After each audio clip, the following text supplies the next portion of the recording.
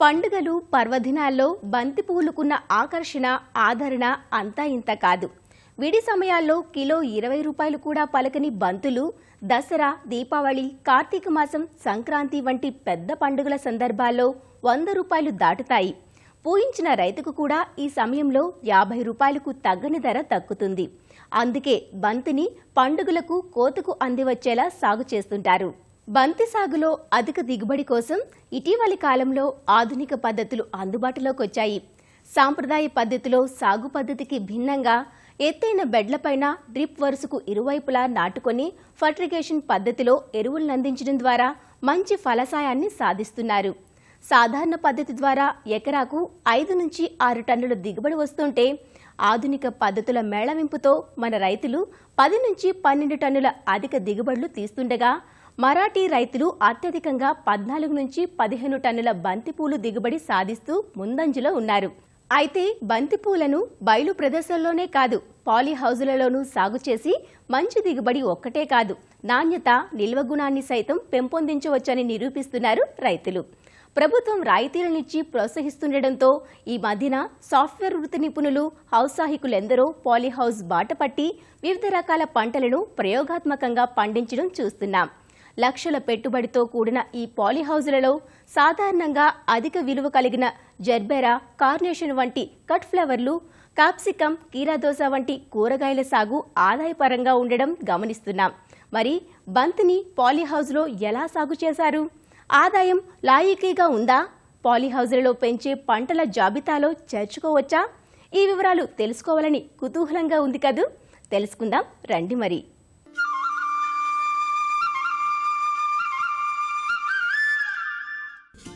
కొమ్మ కొమ్మకు, రెమ్మ రెమ్మకు పూలిమ్మని ఈ బంతికి ఎవరు నేర్పారో?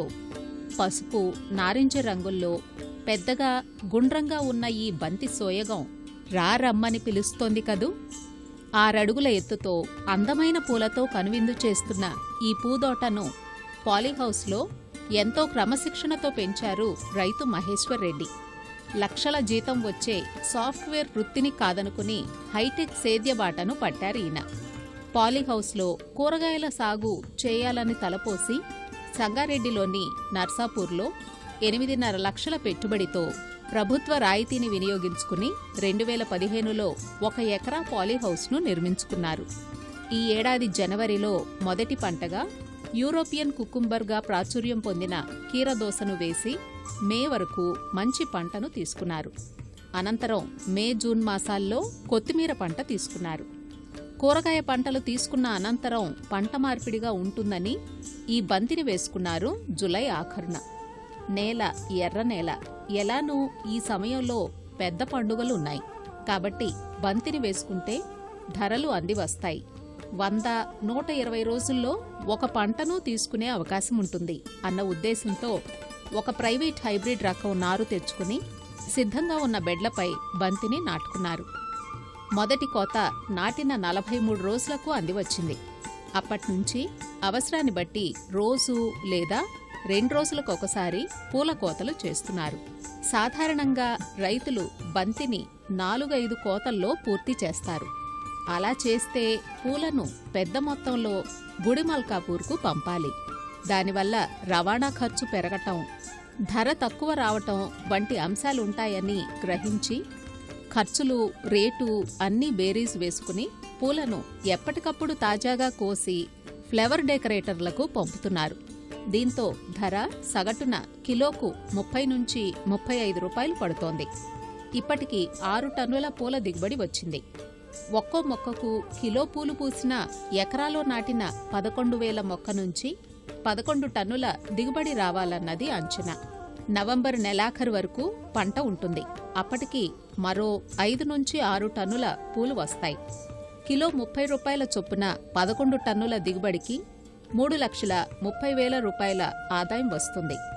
నారు కొనుగోలు, ఎరువులు, సస్యరక్షణ మందులు, కోతకూలి, రవాణా, బ్యాంకు రుణం ఇలా అన్ని ఖర్చులు కలిపి 1,50,000 వరకు అవుతుండగా 1,80,000 రూపాయలు నికరంగా మిగులుతున్నాయి మహేశ్వర్ రెడ్డికి.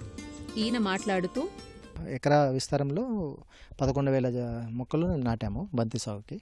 15-20 రోజుల తర్వాత ఇవి మనం ఈ చెట్లని పించింగ్ చేయాలి. 3 అడుగులు వచ్చిన తర్వాత చెట్లని పైన అయితే పించింగ్ చేస్తే మనకి ఎక్కువ విస్తారంగా పిలకలు ఇవి బడ్స్ వస్తాయి.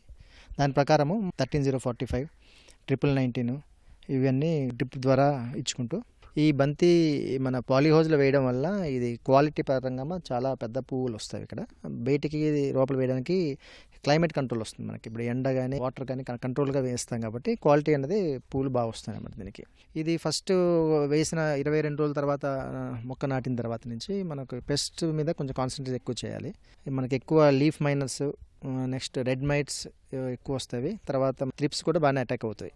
క్లోజ్డ్ ఎన్వైర్న్మెంట్ కాబట్టి పెస్ట్ ఎక్కువ ఫాస్ట్ స్ప్రెడ్ అవుతుంది అన్నమాట. దాని ప్రకారము మనం ఎవ్రీ 15 days కానీ 20 days కానీ మానిటరింగ్ ఉంటుంది కాబట్టి మనకి అది చేస్తూ పోవాలి. ఎక్కువ మనము మార్కెట్ పరంగా డిమాండ్ లేనప్పుడు ఫర్టిలైజర్స్ తగ్గించుకోవాలి. దాని ప్రకారం 13045 లేదంటే 005236 ఆర్ 0050 ఇవన్నీ మన కాంబినేషన్లో మనం మార్కెట్ డిమాండ్ బట్టి మనం ఇస్తూ పోతే మోతాదులో ఇస్తుంటే పువ్వు అనేది మనకి ఎక్కువ రోజులు ప్లాంట్ మనం బతికించుకోగలుగుతాం. సాధారణంగా బయట పెరిగే బంతి రకాన్ని బట్టి 2 నుంచి 4 అడుగుల వరకు ఎత్తు పెరుగుతుంది. పాలీహౌస్లో పెంచిన ఈ మొక్కలు మాత్రం బలంగా పెరిగి 5.5 నుంచి 6 అడుగుల ఎత్తు పెరిగాయి. అందుకే చెట్లు పడిపోకుండా, ప్రక్కరెమ్మలు ఒరగకుండా బెడ్ చివర్లలో కర్రలు పాతి తీగలు కట్టడం ద్వారా ఊతం కల్పించారు. అంతేకాదు పైనుంచి క్రిందకు ప్లాస్టిక్ తీగలు లాగి మొక్కల నిలువు పెరుగుదలకు ఆసరా కల్పించారు. బంతికి ఎకరాకు 130 గ్రాముల విత్తనం వాడారు. 80 సెంటీమీటర్ల వెడల్పుతో 90 మీటర్ల పొడవున్న ఈ బెడ్లు 25 ఉన్నాయి. ఈ బెడ్ పైన 2 డ్రిప్ లేటరల్స్ను పరిచి 2 వరుసల్లో బంతి నాటుకున్నారు. బంతి 2 వరుసల మధ్య, వరుసలో మొక్కల మధ్య ఎటు చూసినా 40 సెంటీమీటర్లు ఉండేలా మొక్క నాటారు. నాటక ముందు బెడ్లపై 1 ఎకరాకు 50 కిలోల యూరియా, 50 కిలోల సింగిల్ సూపర్ ఫాస్ఫేట్, 100 కిలోల DAP, 50 కిలోల మ్యూరేట్ ఆఫ్ పొటాష్, 1 టన్ను వేపపిండిని బెడ్లపై చల్లారు. నీటిలో కరిగే ఎరువులను ఫెర్టిగేషన్ పద్ధతిలో 1261-0, 13-00-45, 319ల ఎరువులను డ్రిప్ ద్వారా అందిస్తున్నారు. మొదట్లో వారానికి 2 సార్లు, పూలకోత మొదలయ్యాక రోజు మార్చి రోజు ఎరువులను అందిస్తున్నారు. నాటిన 3 వారాలకు కొమ్మ చివర్లను త్రుంచి పించింగ్ చేశారు. దీంతో అధిక సంఖ్యలో కొమ్మలు పుట్టి పూల దిగుబడి పెరిగింది. ఈ పూలు కోశాక వారం నుంచి 10 రోజుల పాటు అంతే తాజాగా ఉండటం విశేషం. బంతికి రసం పీల్చు పురుగులు, నల్లి, బూడిద తెగుళ్ల బెడద ఉంటుంది కాబట్టి వీటికి ముందు జాగ్రత్తగా సస్యరక్షణ చర్యలు చేపట్టారు. అదండి, నియంత్రిత వాతావరణంలో ఎరువులను నియంత్రిస్తూ యాజమాన్యం చేస్తే బంతి పంటకాలం పొడిగించబడి ఎక్కువ రోజుల పాటు పూల దిగుబడిని పొందవచ్చని, అయితే మార్కెట్ అధ్యయనం ప్రధానమని, డిమాండ్కు తగ్గట్లుగా పూలను సరఫరా చేయగలిగినప్పుడే పాలీహౌస్లో బంతిపూల సాగు రైతుకు సిరులు పంచుతుందన్నది మహేశ్వర్ రెడ్డి అనుభవం.